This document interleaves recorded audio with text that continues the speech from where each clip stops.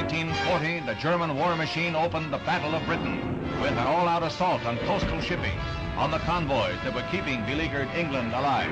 For 10 days, they kept up this onslaught. The Nazis had swift Stuka dive bombers, but shore batteries took a heavy toll.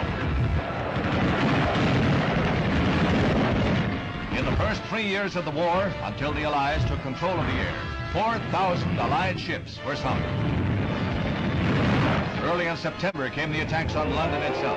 In the first raid, 400 German aircraft took part, raining bombs indiscriminately on the city.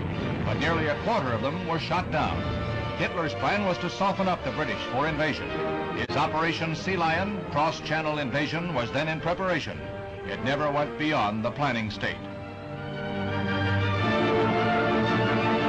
Londoners gave no thought to evacuating the city themselves, but they moved most of the children to safer areas in the country, and thousands of others were sent to the United States and Canada.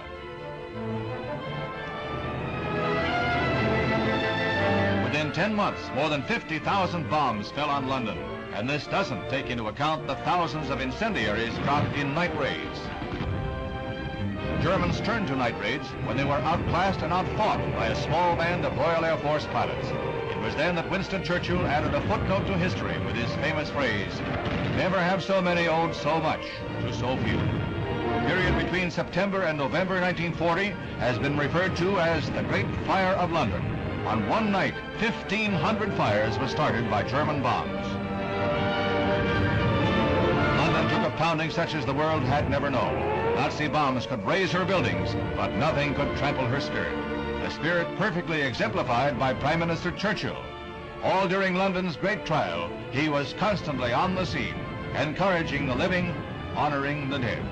30,000 Londoners lost their lives, but never did they think of defeat. They took every Nazi bomb with calm courage and shook a fist in defiance. Theirs was the unquenchable spirit that triumphed over evil and sent Hitler down to defeat.